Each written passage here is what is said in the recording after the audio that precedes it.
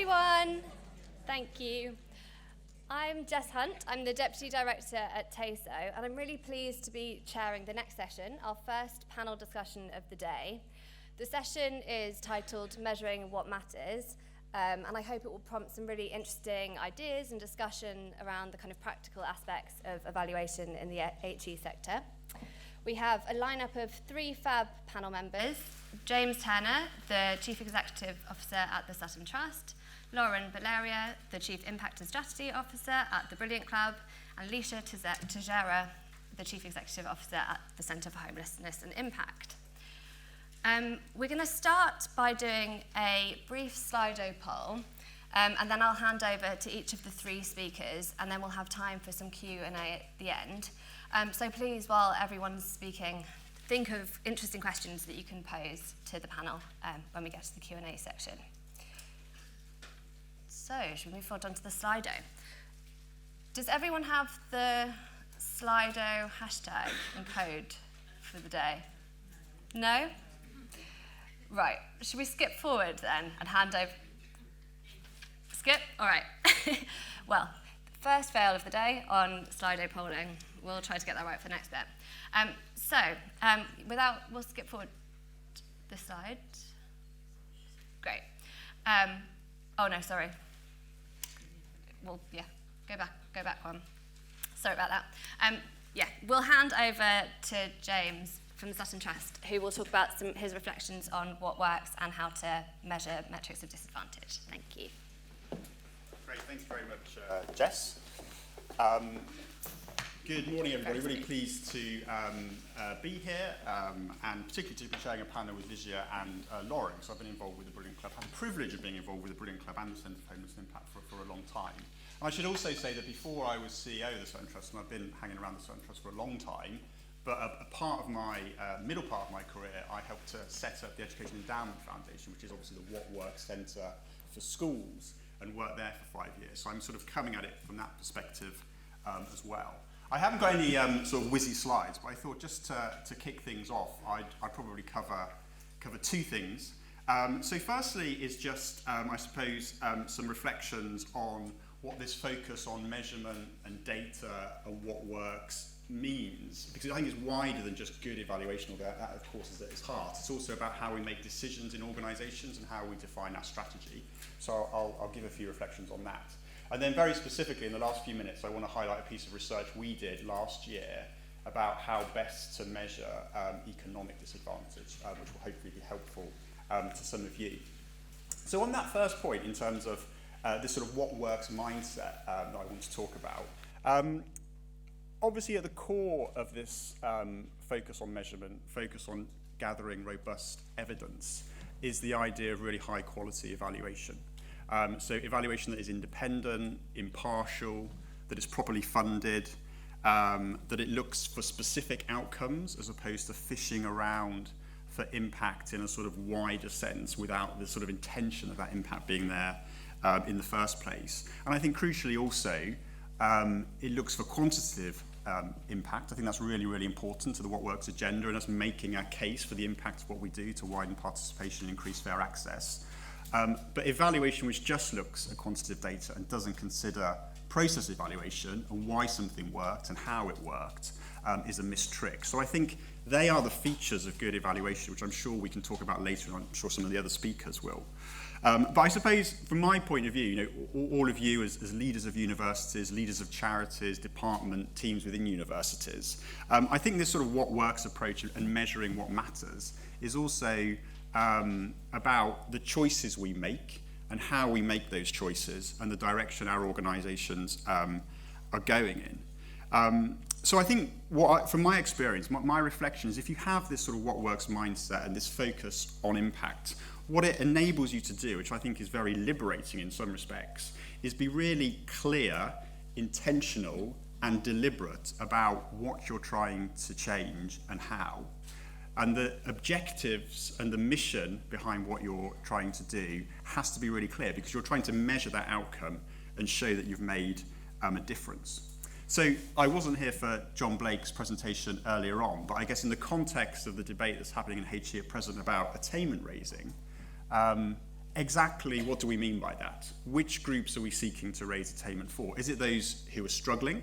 Is it those who are on the cusp of getting grades that will enable them to go into HE and it's about giving them a boost? Is it about higher attainers from low-income backgrounds and then potentially having a boost at A-level so they can make more aspirational higher education choices? They are all perfectly valid objectives, but we need to be really clear on which of those things we're trying to do in the work we do and over what time period. What measures are we going to use to see that we've been successful or not? And actually, is it about attainment raising?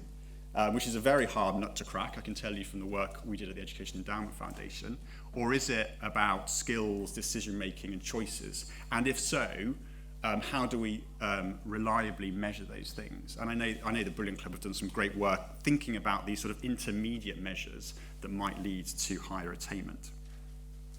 I think when you have that clarity of what a particular program or your organization is trying to do. The great thing about this evidence-based approach, the great thing about the tools that TASO have already put together, is that you can go to the evidence and say, this is what I want to change. What are the best bets to making it happen? Because evidence is essentially about what has worked elsewhere to give it the best chance of success in your context. So the evidence is really important as a starting point for the types of things that you might want to fund, the types of activities you might want to undertake with your marginal pound. But actually, what you fund is only half the decision. The most important part, or just as important, is how that is implemented on the ground. And again, we saw this time and time again at the Education Endowment Foundation. And again, to pick a topical issue, tutoring, which is very much in favour by the government at present, and I think rightly so. Almost £1 billion is being spent on tutoring as part of the Education Recovery Initiative. Not all tutoring is equal.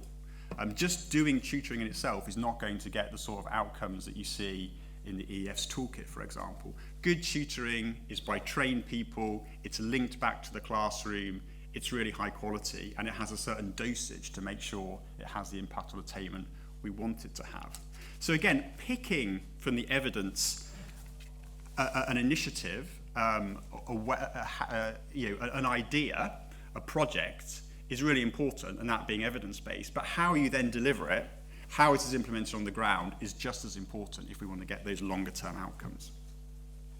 And then I guess, once the evaluation is finished, the other thing I think is really important, and often we sort of overlook it in the debate, I think, is what do you actually do with the results? If you're confident the evaluation and the data you've got is robust, it's reliable, it's giving you a reliable outcome, what decisions do we then make, and are we geared up to making those decisions?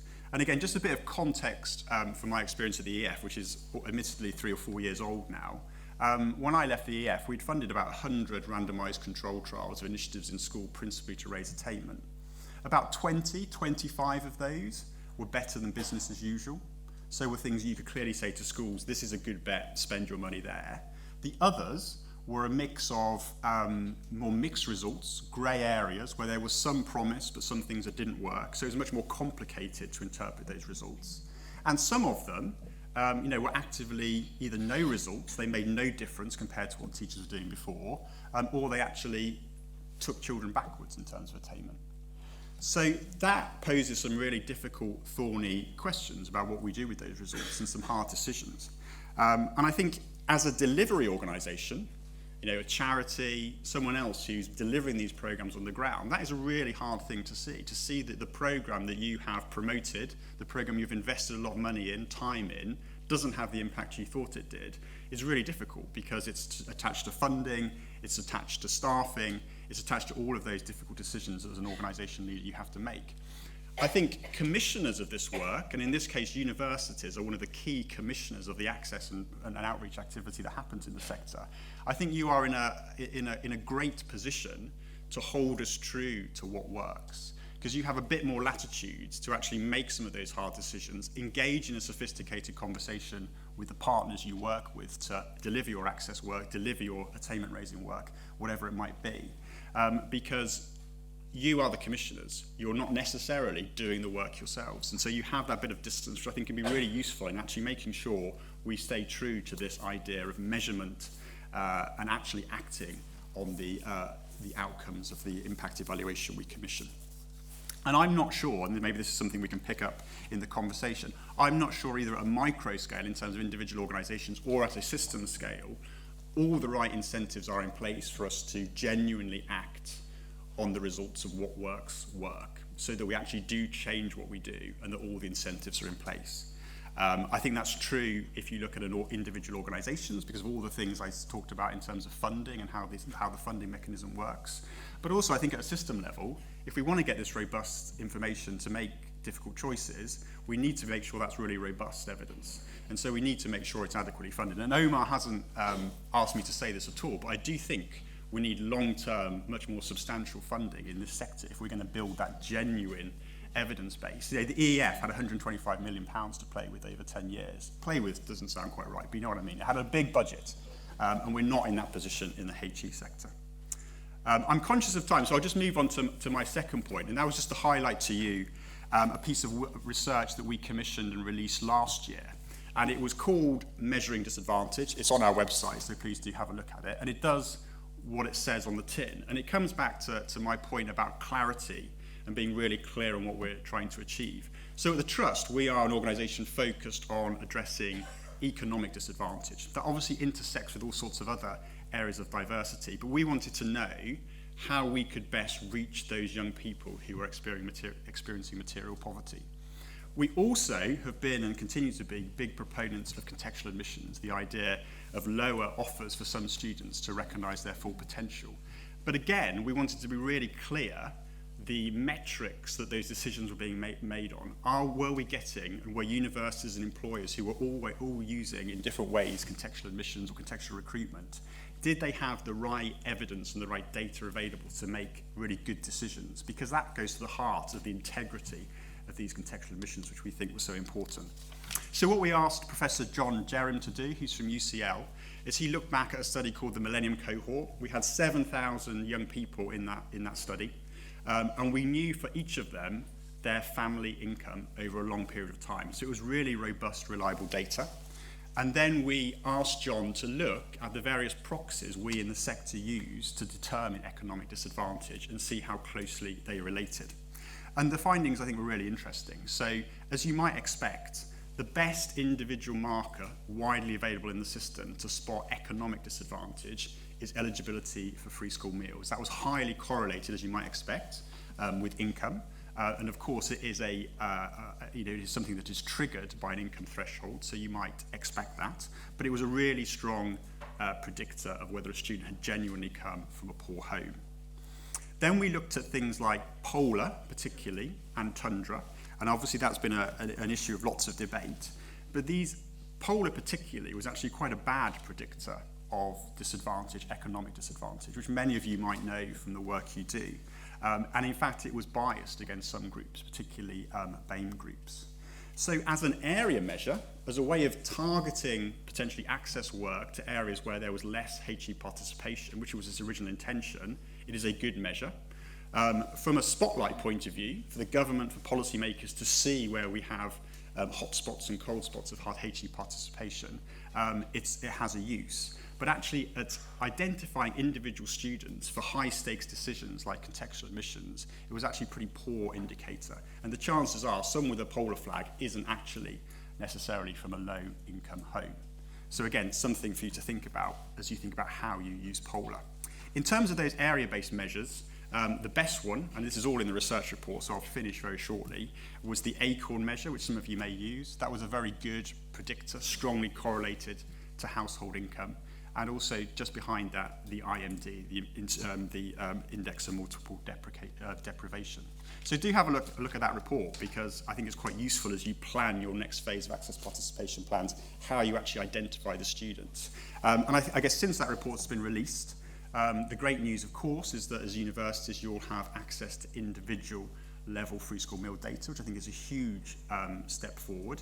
I think the ongoing conversation is how polar is used in terms of accountability from the OFS, and exactly by using it, how that may distort some of the activity and skew some of the activity away from socioeconomic disadvantage to potentially some other markers which may or may not be policy objectives for you as organisations or for the OFS. So I'll leave it there, but happy to take up any sort of questions in the question session. So thank you.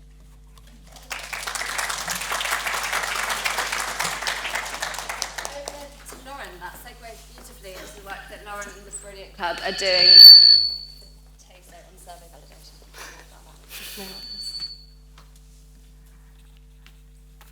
Thank you, and I'm really delighted to be at the conference and also to be talking about a topic that is really, really important. So thinking about really measuring what matters, and I think in the sector at the moment, this is one of the biggest things that we're thinking about. We've got a range of outcomes, and it's really thinking about the ways in which we can robustly and meaningfully measure these outcomes. And if we can just go on to the next slide.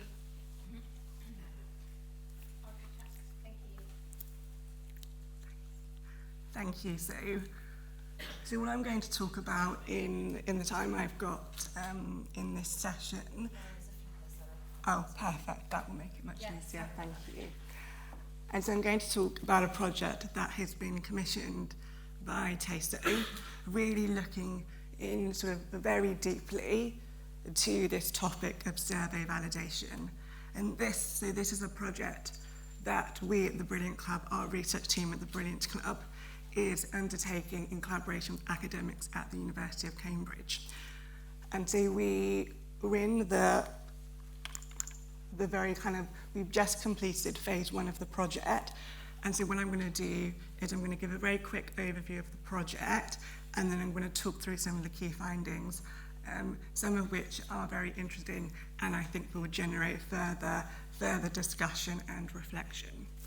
And so really that the purpose of this project overall is to improve the quality of measures for intermediate outcomes.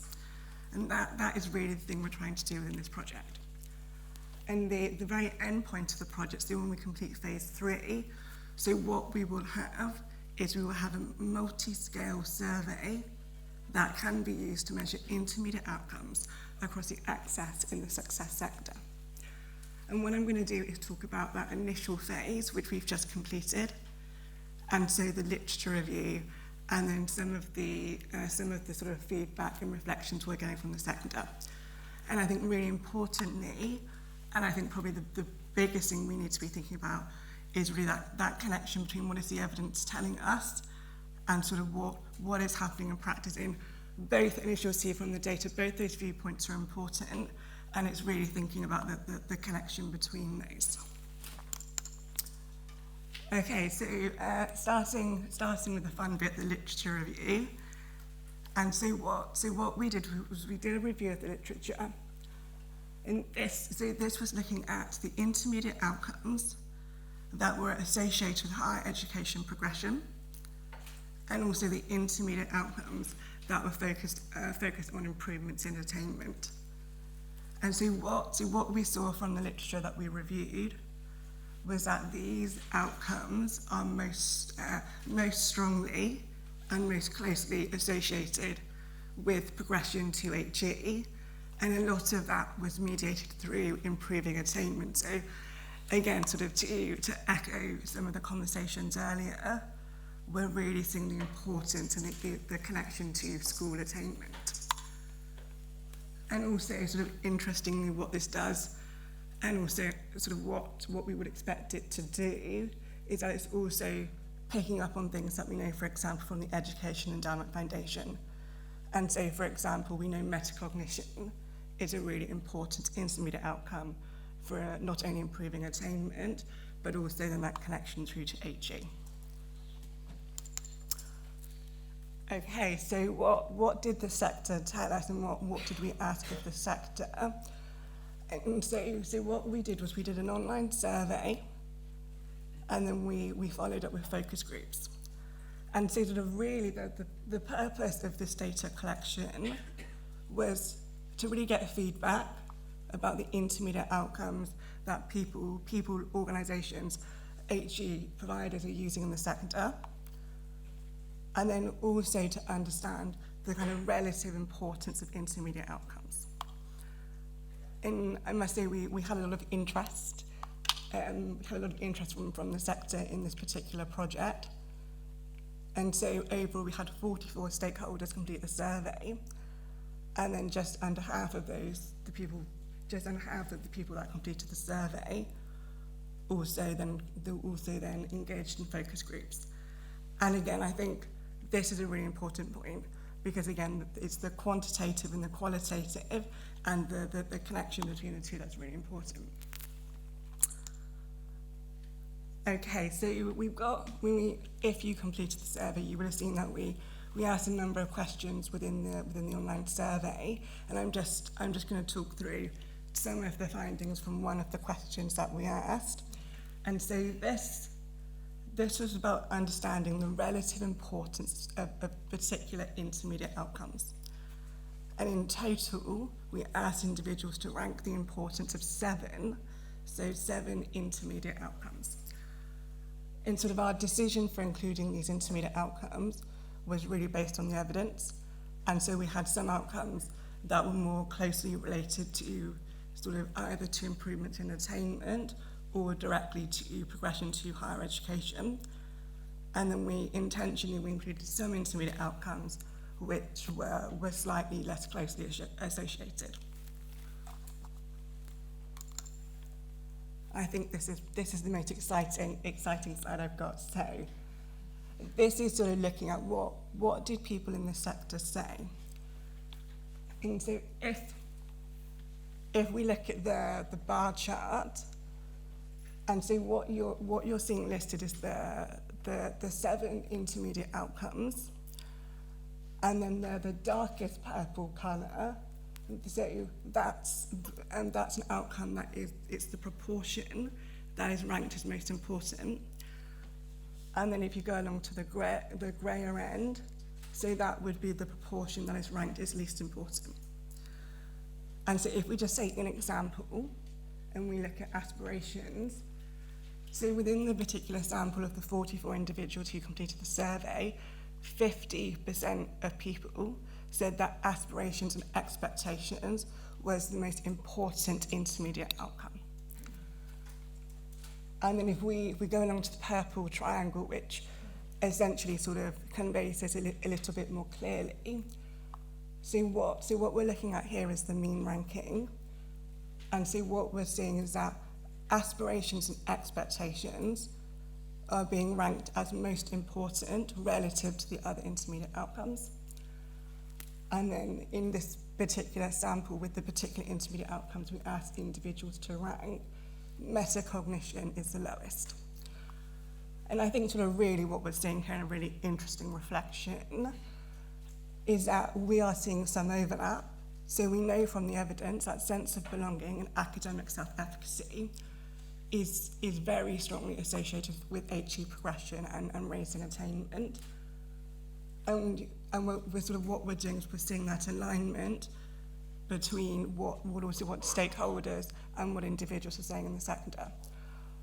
I think interestingly, we're also seeing a little bit of divergence. And so we know that metacognition in study strategies are a really effective way to improve attainment, but actually based on this ranking, it's actually falling at the very, very bottom. And sort of instead what we're seeing is that sort of, aspirations and expectations, which we know, especially aspirations, there isn't a solid evidence base for it in the connection between HE progression. This is being ranked at the very, very top. And so this is a really kind of interesting kind of sort of differences of opinions in that kind of connection between the research and sort of what's happening in practice and what people are thinking about in practice.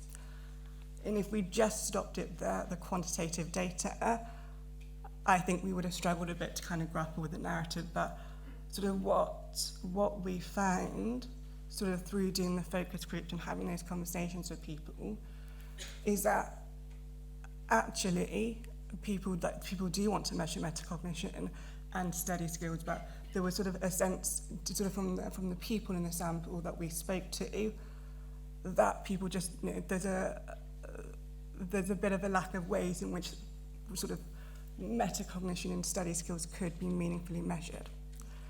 And so really with this, what we're trying to do with this project, and sort of with the survey validation project, is for the sector, and I include myself in that because, you know, I work at the Brilliant Club. We're thinking all the time about sort of the balance between evaluation and sort of practical delivery. And so really the outcome of this project will be a range of those, as I said, those multi-scale surveys, which people will then be able to use and be able to apply in the access and success work.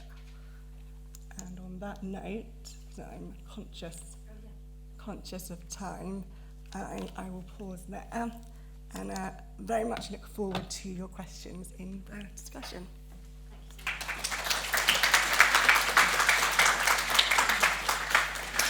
And maybe I'll go back to the lectern to avoid. Oh, okay. Finally, our last speaker is Leisha, who will be speaking about her work at the Centre for Homelessness Impact. I'm very sorry about my mic. Thank you, Jess. I am going to wait until that stops. Truly honoured to be here today at such a crucial time in higher education. I grew up in northeast of Portugal, one of the poorest regions in the country.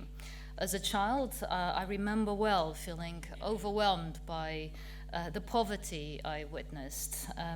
It wasn't a happy childhood.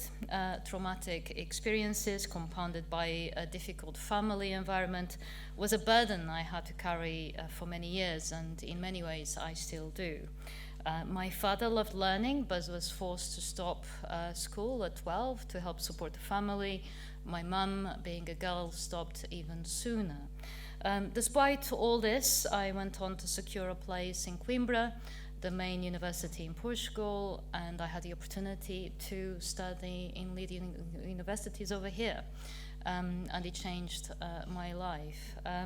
The reason I'm telling you this story is because I realized when preparing for today that I fit the profile of the type of student that TASO was very much, set up to help. So it's great to be here. Thank you, Omar.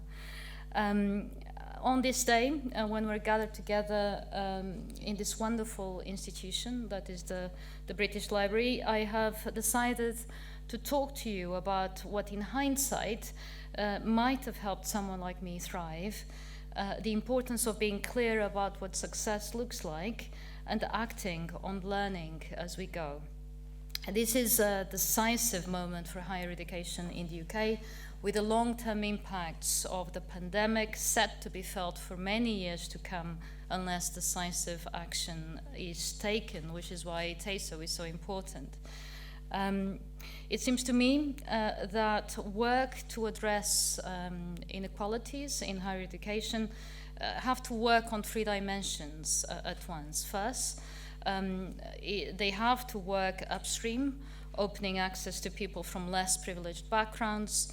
Two, they have to address the specific needs of students currently studying, so they thrive rather than survive, which is what happened to me, or drop out completely, which is incredibly common.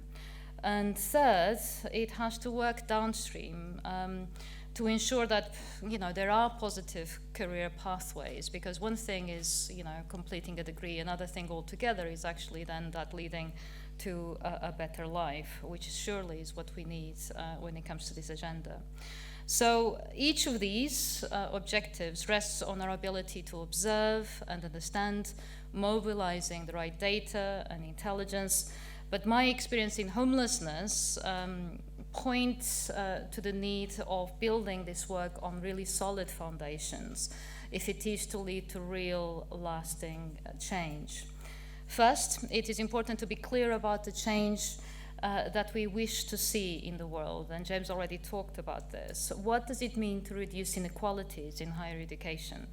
Getting partners to agree on a definition and what matters, including measures of success and how to get there, is critical.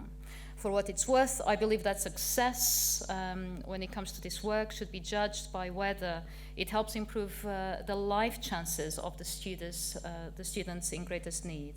To do this, we need to design a higher education system that is more intentional about not re-traumatizing students from difficult backgrounds, helping them find their purpose and learn to navigate the right networks, which we know are so crucial to success.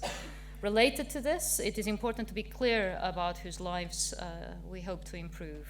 The reality is that the education system is designed to advance opportunities for some students, likely white and affluent, while it struggles to serve others, the same people who are at greater risk of homelessness and carrying a lot of trauma. If data masks disparities by class, race, ethnicity, or gender, we fail to address inequity and miss the opportunity to influence change that really matters. Third, progress will require a lot more insight into what works. What can universities actually do, and how do they need to do it? So this needs to be really generated. In homelessness, we have a much better understanding of the root causes of the problem and who's affected. Looking at TASO's evidence toolkit, the same seems to be the case in higher education. So investment in this area is really crucial. It's one of the reasons, certainly, why the Center for Homelessness Impact was created, to drive innovation and rigorously test what works. We believe that the best way to find out what works is through experiments with rigorous measurement of both costs and results, including the better life experiences of the people involved, of course. Because homelessness is a complex issue, we also knew it would matter to consider any interventions and related evaluations in homelessness as part of a dynamic system.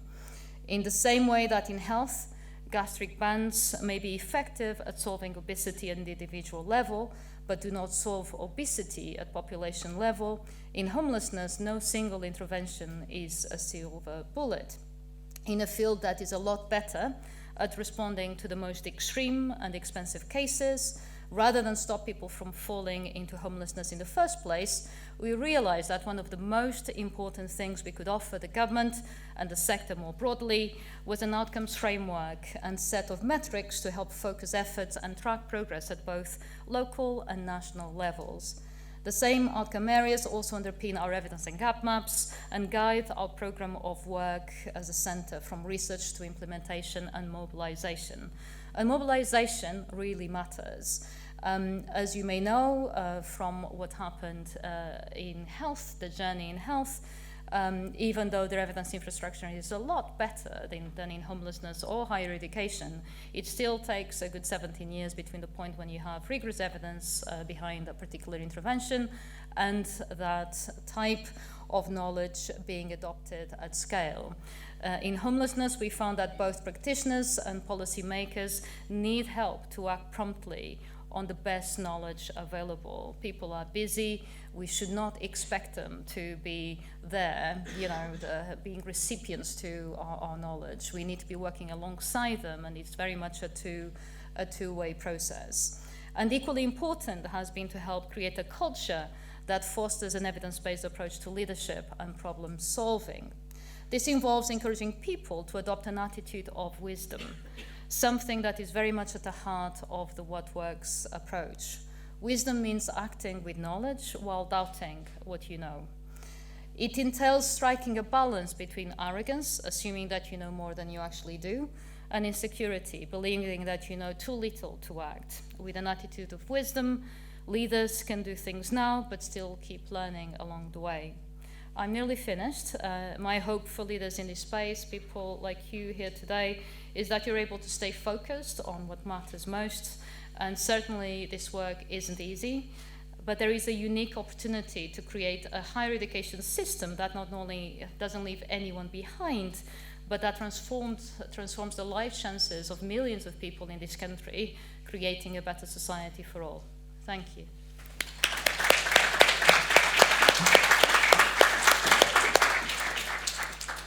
Thank you. We now have about 5 or so minutes for questions from both the floor and from our online audience. So please raise your hands if you have questions for either individual members of the panel or collectively.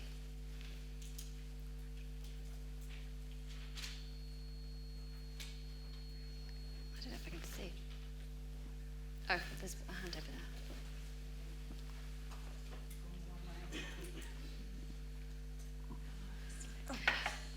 It'd be great if you could say your name and the organisation. I'm Tammy. I'm the evaluation manager at the University of Warwick. That was great listening to all of you. Thank you very much. So I have a question about Polar for James. I wondered if you had, as part of the research by Professor Jerem, if there was any look at whether Polar was a good measure of educational disadvantage as opposed to just economic disadvantage. Yeah, in the report, so I can't remember the details, but in the report it does look at other indicators, so other things that our access work might want to target. So it's not, you could argue, it's not just about material poverty. It's also about the chances they've had in school, the cultural capital they inherit from their parents or wider networks. So the research does look at that to an extent, but it doesn't fully answer that question. But I think it again comes to this point about, with any of these measures, exactly what are you trying to, what characteristics are you trying to identify with the students? Because there's a whole range of things we might want to might want to address, which is why we in our work, and I'm sure lots of you use a sort of basket of measures to try to get to lots of these things. I guess our concern with Polar is just the emphasis that the system has had on Polar, and it has some downsides. So it's not useless at all. But it needs to be looked at alongside other things as well. Thank you. There's a hand here, but maybe let's also hand over. Adam, do we have any online questions while we get the mic over?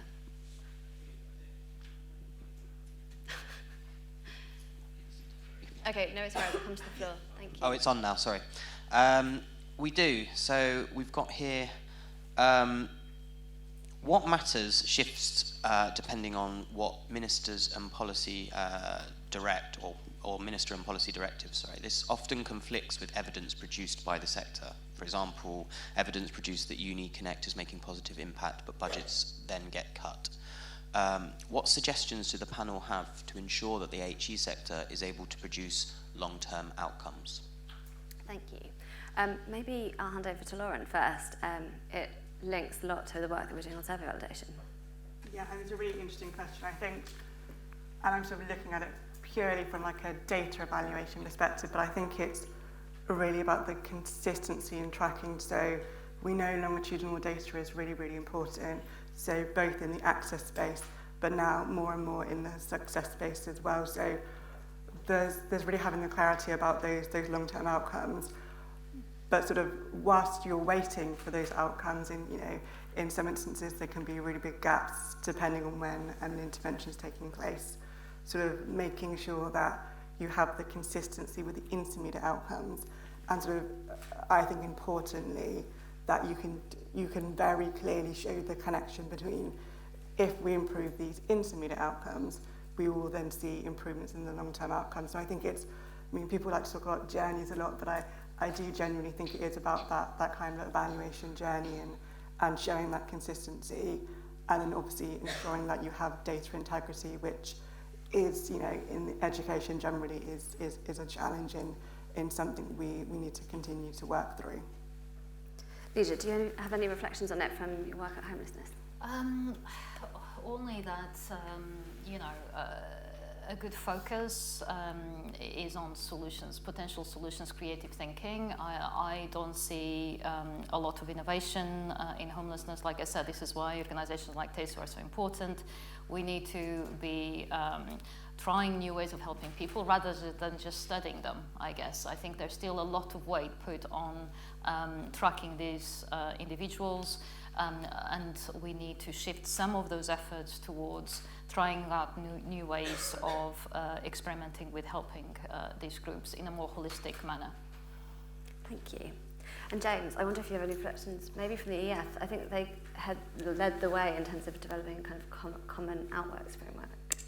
Yeah, I think it's, in all areas of social policy, it's frustrating when the sort of what works rhetoric doesn't necessarily translate then into sort of different policy decisions, and we definitely see that. I think the what works movement and the sort of evaluation that Lauren's involved with, and really building that evidence base, is the best protection against policy flip-flopping, because really high quality evidence is difficult to argue against. I don't necessarily mean that doesn't mean no one will argue against it, but it's much stronger than sort of opinion and anecdote and those sorts of things. So I think, and in education in schools, we have seen that change. A lot of the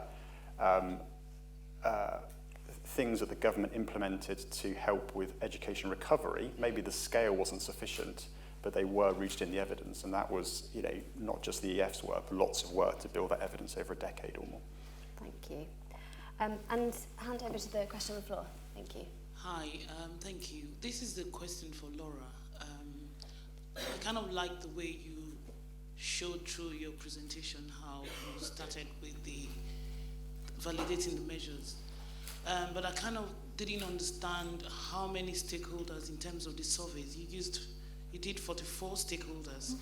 Was these across universities or individuals? That's the first, individuals or across the university. And the second question is, if you're going to present, because these are really familiar intermediate outcomes, and that's why I like the way you went through the literature first before you went into really validating the measures or the indicators. So the other question would be, are you hoping to publish this for us to use widely across the sector to measure our outcomes? So those validated measures, I'm really interested in. Thank you. That's a really nice question. So regarding the sample, so overall we had, as you've referenced, we had the 44 respondents, and that was from a range of HE providers, so sort of between, I think, 21 to 24 HE providers, and then in addition we had another 10 organisations who were not in the HE, who were not an HE provider. So yeah, 44, and then you're looking at sort of in and around just under 30 organisations overall. And so, I think we have to be mindful that whenever we're doing any kind of data collection, of course it is just a sample, but I suppose because we had the approach of the online survey, and then we had just under 25 individuals also take part in the focus groups who had completed the online survey, we have lots of really, really rich data. So I think that sort of gives us the confidence that we've got the breadth we need from the survey, and then we've also got but why do we see this in the data? And really the focus groups enabled us to do that. And then your final question, absolutely. So we will be publishing these multi-scale surveys, and then as part of the resources we publish, we will also be releasing information more broadly about survey validation. So this isn't about just like giving people a survey tool. It's about providing some measures and survey tools that will be helpful, but then also that general kind of knowledge and focus and evaluation across the sector. Yes, just provide a bit more specificity on TASO's approach to it. We're very much looking to publish the survey validation work probably towards the end of the year, and we really hope that it will be a really useful tool for the sector, particularly as you're thinking about kind of redesigning APPs and perhaps kind of putting greater onus on attainment raising activities as well. That's all we have time for this session. So thank you very much for the questions, and thank you very much to our speakers. All absolutely fab, and let's join the round of applause. Thank you.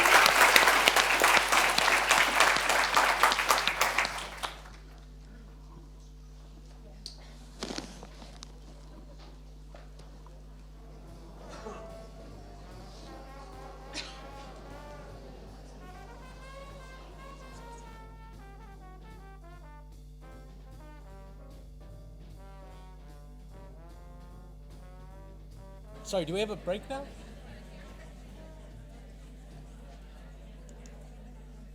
Sorry, we don't have a break now, do we? In the Sorry. So I'm going to give a quick overview of TASO's work and what we've learned in the past year before your lunch, because we have done a lot, and it is our first birthday, and I wanted to use the opportunity to flag the work that we've been doing. So, 1 year on. Happy birthday to TASO. This is my team on our first birthdays. We've done a huge amount of work, and I really wanted to thank my team first at this presentation, at this conference. It's been really a difficult year in a lot of ways, especially obviously with the global pandemic. But we've not just been walking, we've been running, and we've got a lot more to come in year 2 as we become a toddler. In that first year of TASO, though, we have achieved a lot. I don't want to actually undersell this at all. We were established as an independent charity in April last year, and we've had a huge number of operational achievements in particular. I want to thank the consortium partners. King's College and Nottingham Trent University are here in the room in good numbers, I think, and to BIT, the Behavioral Insights team, for their support. We have overcome quite a few challenges of setup, which Eunice referred to. Setting up a bank account under the pandemic was challenging. Setting up a charity, we still had to send in hard signatures to the Charity Commission to register. And it affected, of course, our delivery as well. Summer schools that were supposed to take place didn't take place, which meant that we had to delay some of our research. And obviously, we're not the only ones affected. All of you in this room, I know that many of you are excited to be here in person like myself for kind of maybe one of your first events. And not forgetting, of course, the effect on students and everyone in British society and indeed globally. Obviously, another key thing that I'm really proud of, but also want to thank my team for contributing to and participating in and supporting me with, is developing a strong and organizational culture, particularly when all of us joined online. I joined TASO in June 2020, and the entire team was more or less hired in those circumstances, which is not an easy thing. It's never easy to start a new organization and to get the right culture going. I'm really grateful to my team for ensuring that that happened. And I think we're really driven also by the values that underpin our mission and vision, which of course is to tackle inequality. And finally, and that's going to be the main part of this presentation, we have, of course, a large range and number of research and evaluation activities. I did think I'd reflect a little bit about some lessons learned and relearned over the course of that year. So operationally, I would suggest probably setting up a charity during a pandemic is not the easiest thing. That's probably one lessons learned. But more seriously, from a research and evaluation perspective, we have learned, of course, that the real world is messy, not just because of a pandemic, but it is possible to deliver RCTs and QEDs, so randomized control trials and quasi-experimental designs. I know people in this room probably know what those acronyms are. But it does need to be, our research does need to be flexible and responsive, especially where delivery changes. It changes because of pandemic, but that's not the only reason. Even in ordinary times, delivery has to change to the circumstances on the ground in different institutional contexts or for different cohorts, different populations. I think finally that move to online has obviously had implications this year, last year, and probably next year still. But it will have longer lasting implications, I think, for HE as in society. It does offer some opportunities to address inequalities. So for some groups, the move online was welcome. They were better able to access courses or felt that they were more equally able to attend lectures. But it also, of course, has the risk of exacerbating existing inequalities.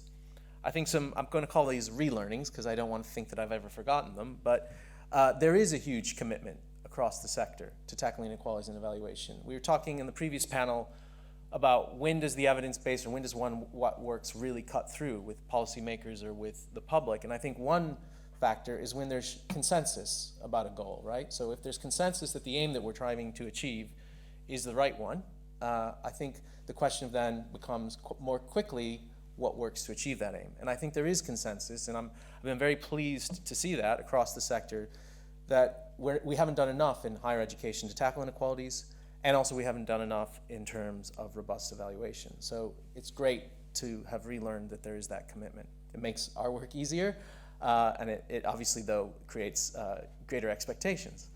I think this final point is important, that inequalities are persistent and extensive in higher education as in society generally. But they also do vary substantially, and we need to understand the variety, the ways in which class or race or gender differentially affect different populations, and of course, geographies and institutions. I know the higher education sector is extremely diverse in terms of size, geography of provider, of students, and so we need to be responsive when we're doing this kind of work of that diversity. We do, though, have quite a lot of work to do, and this sort of indicates why I think what works really matters. We have made some progress, I think, and it's really important to indicate that progress in terms of the proportion of free school meal children going to higher education, but where we've seen much less progress, and I think we need to recognize this, is in closing that gap, right? So the gap between, in participation rates between those young people on free school meals and those non-free school meals has not really closed. So that means we clearly need to do more and do better in terms of tackling that gap. What we're doing now clearly will not close that gap, and we have more to do. There's been some discussion of this already today. I just wanted to clarify, just to remind people that TASO is established to develop more of this sort of type 3 causal evidence, and this does align with OFS standards of evidence. And as I said in the sort of lessons learned slide, I know there's sometimes some concern about the ability to do causal evidence, but we found through our work in the past 2 years that it is definitely possible, and we are looking forward to working with more of you to produce it. You will be familiar, I suppose, with the most well-known version, randomized control trials. These are the best methods for determining whether an intervention actually caused an outcome, and the reason, as many of you will be familiar in the room, is otherwise, especially for, say, an intervention, well, not especially, for any intervention, how do we know whether or not the pupils or the students, the young people taking part in intervention aren't already share some characteristics which might explain why that intervention is effective? What a randomized control trial allows us to do is to ensure that the treatment group and the control group are otherwise similar in respect of those other characteristics, i.e. whether they were already more likely to apply to university or colleges, whether they were being particularly promoted by a very effective teacher. Were those the reasons why a particular summer school was effective? And as I say, we found that it is possible to deliver such RCTs in higher education. Some of you may know this, but this is the way in which we divide up our work, partly because there is so much to do, but also, as I said earlier, because the inequalities and experiences vary. So we've split up our work into themes. The first 2 themes are more well established. The last 2 themes were established through consultation with the sector, and we also, of course, are producing evaluation guidance to support you to do evaluation better. So, quick overview. Just a slide or so for each theme. So theme 1 is access and participation activities. I suppose the bread and butter and the bulk of what, in some ways, we've already been talking about today. The focus of a lot of APPs as well. You might call this pre-entry work. We are about to publish the first year of the results of our summer schools RCT, so do look out for that. The first year was an online delivery, so year 2 this year is face-to-face, so those results obviously will not be delivered until much later. MIOM is multi-intervention outreach and mentoring programs, and we will be publishing some pilot impact evaluations, 2 randomized control trials and 1 QED on these. There has been, not just today, a lot of discussion about focusing on attainment raising, and in particular, the latest guidance for the Office of Students has called on higher education providers to focus more of your widening participation activities on raising the academic achievement of students. And we're aware that there's a lot of appetite for doing this work, although there's some concern to make sure that this work is as effective as possible. It's quite, as we've heard throughout the course of the day, it's obvious that people, caring and developing these projects is not good enough. We need to evaluate them. So we are developing a rapid review of the literature on interventions carried out to raise the attainment of school-age students. And initially, some of the ways in which we're cutting that or dividing the different kinds of attainment-raising activities, because I think that's the other area that many of you will be familiar with. There's a variety of ways in which higher education institutions could or are working with schools, and we've divided these into information, advice, and guidance, developing study skills and other soft skills, tutoring and other academic support, which John Blake had sort of outlined as having the best evidence, school governance and teacher training, which is probably particularly more common amongst larger providers who have education departments, and then finally multi-intervention outreach and mentoring. Theme 2 is on the student experience, or what happens while young students are at university. We're running 2 projects right now. I'm sorry that the last bullet point just says they're going to be published in the summer. It's a bit of a... so Race Equality Gaps project is, we're working with 2 higher education providers to use evaluation to determine whether reforming the curriculum to make it more diverse will help close those race equality attainment gaps that we're all familiar with. And secondly, we've got a research project on the impact of shifting online teaching and learning during the COVID pandemic, and specifically the impact on disadvantaged learners. Both of these will be coming out this summer. Themes 3 and 4 were recently announced. So we did a sector consultation report to identify which our 3rd and 4th themes should be, and these ended up being employment and employability, and then mental health and disability. We have split up mental health and disability into 2 separate gaps analysis reports, and then the 3rd gaps analysis report on employment and employability will all be published this summer, so please watch that space. In the next few weeks, so please do look at our website, sign up to our newsletter. We plan to invite or talk to us at lunch. We plan to invite higher education partners to submit examples of activities that you might already be conducting in this space that we could help support the evaluation of. So we will be matching providers with our evaluation panel. As I said, the 5th area where we're doing work is evaluation projects. We want to support the sector to do evaluation better. You've already heard about the survey validation project. We're really excited about this, and I won't go into much detail because you've heard a summary of that. I think small N and ethics were also flagged by John Blake earlier. I think we are responding both to a need expressed by small and specialist providers, but also I think for a lot of institutions that might have small cohorts, for example, care leavers, where you want to do better evaluation, but you realize an RCT may not be feasible. So watch out for that. And our ethics guidance has already been published, and we are aware that this is sometimes a barrier for evaluation work, and please do look at this and let us know any feedback about your ability to use it effectively, and in particular how if you are interacting with ethics panels at your university, how that goes. We have a number of other ways in which we're supporting the sector on evaluation, including our monitoring and evaluation framework, our evaluation webinars, and our evidence toolkit, which will be presented later today. Please do, again, look at our website for more details on these. I'm coming towards the end now, so things to look out for. So first, as I've already hinted at, there's quite a range of publications coming out. So we've got the 3 gap analysis reports on employability, disability, and mental health. We've got the summer school evaluation, that's the RCT, the race equality gaps evaluation, and the teaching and learning report. And each will also have a launch event, some in person, but some online, and we will obviously try to ensure as many of you can attend in either way. We're also then looking to do further support for the sector in addition to what we've already produced in our first year. We've heard and we know ourselves from delivering that there is a challenge on delivering RCTs, so we will be producing a project on understanding and responding to the challenges in delivering RCTs. We recognize that those challenges exist, but we do feel, especially through our learning and delivering them, that we can support you to deliver them.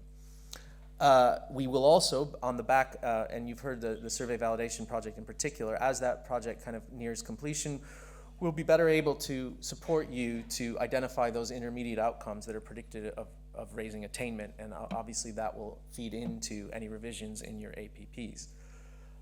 There are also opportunities to collaborate more directly with us coming up, and I welcome your participation in this.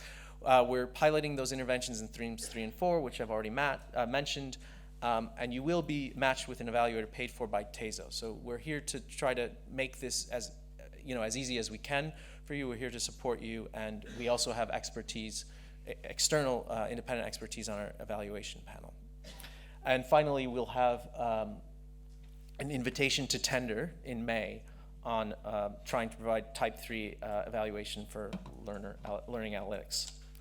So hopefully we're running, not just walking, and by our second birthday, you can see we'll have delivered scores of events, webinars, reports. I've said events twice there. One of those should be in a report. Scores of reports, websites, and events, and around 2,000 reports. The reports, we don't want our reports just to sort of sit on shelves. We want to make a difference to your practice. We want people to read them. We want this to change practice. We hope they'll have made a difference to you in supporting you to do better evaluation. But ultimately, the evaluation is important, but the ultimate outcome we want to achieve is improving student lives. So we hope through the work that we're doing in the next year, just as we've done in the first year, that ultimately, by learning more about what works to address those inequalities, that the ultimate aim is to improve students' lives. Thank you.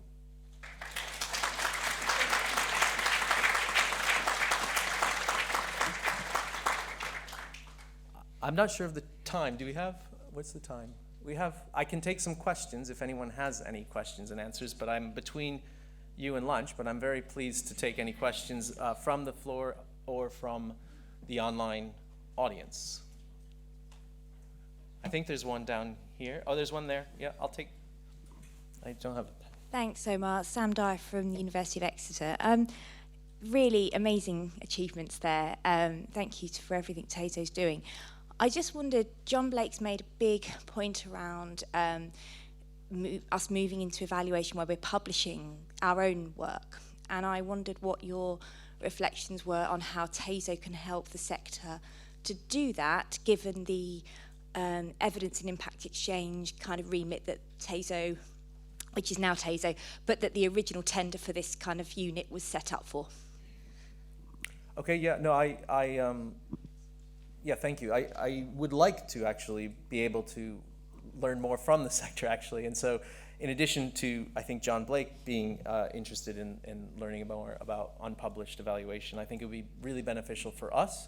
I mean, in particular, when we were looking at the raising attainment typology, we got some response from the sector. Well, actually, we have tried things in the past, and there was a sort of limited evidence that that was successful. So I am thinking through how we might be able to be a neutral party to share some of that evidence with us if providers are concerned about sharing it more publicly. But I don't want to make any strong commitments here, but I would like to be able to facilitate more easily where providers have done some evaluation to be able to gather that evidence and to share it with the sector, because I agree, like there is quite a bit of evidence out there that maybe hasn't been published that could better inform, because if things didn't work in the past, there's no point in trying them again now. But if the evidence base isn't as strong, we also need to caveat it, and we don't want people also running with evaluation that said something didn't work, but was, well, that had a sort of limited causal evidence. I would be a little bit nervous also about that outcome, right? That we did some evaluation of an intervention and weren't certain of the impact. I would want to make sure that we can help you suitably caveat where that's necessary, but I also think where you think that something did or didn't work, that we should be trying to share that with the sector. And I welcome any thoughts actually from all of you about how we can better do that in a way, in a way that satisfies each individual institution. I think there's one down here. Rebecca Middleton from the UniConnect Partnership at the University of Cambridge. It's really very much appreciated the way that TASO are supporting, particularly at UniConnect, we're thinking about attainment raising for the first time going forward, and the link between individual student outcome, intermediate outcomes and attainment raising, and also you mentioned the literature review about what higher education providers have been doing in attainment raising so far. I just wondered if there was any scope to also help us to connect into the broader literature around either what works in schools in the UK or some of the international evidence on the sort of the quality agenda in how to improve outcomes in attainment raising globally as well. It's something that perhaps there are areas that higher education providers haven't been working in so far but could be considered, which I think would be brilliant to do centrally rather than each partnership looking at that individually. No, absolutely, I agree. And well, one obvious place to look is the EEF's toolkit, which does collect evidence both for the UK in terms of what's worked. I mean, James is here, he might be able to say more about it. As he indicated, there is quite a bit on that toolkit that shows what works.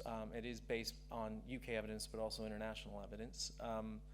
But it did also show, as he indicated, quite a number of interventions where the evidence is patchier. So I think, you know, focusing on those ones that we have strong evidence for is probably where we should start. Yeah. There's two here, I think, in the front. Renata Albuquerque from SOAS. And so you're publishing this report on the summer schools, which in the past have been found to have a positive impact. But I was wondering if the report that you are going to publish will show both the results of random control trials as well as evaluation of how it was delivered, because it will be delivered different by different institutions. Yes. And I suppose if we're looking at that particular model of the report, we can see how perhaps we can shape our own evaluations, I guess.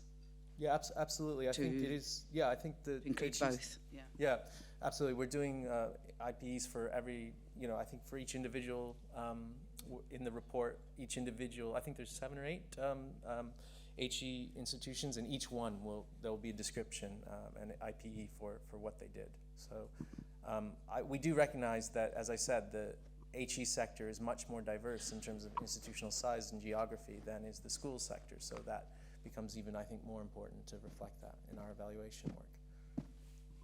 Thanks. Wendy Fowle from Oxford Brookes University. I just wanted to pick up on the focus on RCTs. When the standards of evidence were initially being thought through, there was a clear message that actually the whole breadth of the evaluation approaches were, it was okay to use, sort of the type 1, 2, and 3.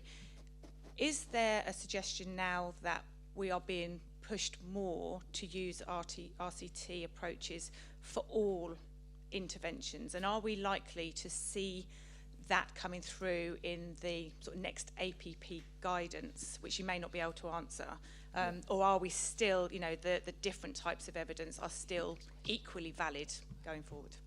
So I can't fully answer what OFS and APPs will say. I can just say that TASO was established to improve and support the sector to do more type 3 evidence. It doesn't mean that other kinds of evaluations can't happen. It just means that we are here to support that kind of evaluation. So we're on that side of the scale, but it from what I heard from John Blake earlier, I would suggest that he will stick to the current messaging and the current kind of focus, which is they would like to see more type 3 evidence, and we've been established to show that it is possible to do. But they recognize that there will be circumstances in which it may not be possible, and they want to try to move towards as much type 2 evidence as possible and type 1 evidence where that's what we can see. But TASO's purpose is very much to sort of support the sector to do more type 3 evidence. I don't think, to be more explicit, I think that more RCTs can be done, but I absolutely don't think that they can be done in all circumstances. That's clearly not the case, but I am a bit nervous if people hear the message, though, that they're too hard. I think that they are viable, and we are here to support you, but I would be equally nervous if people just defaulted to an RCT regardless of the size of the sort of sample or the context. I don't know, are there any from online, Adam, or anyone else wants to? It's now 2 minutes to your lunch, so.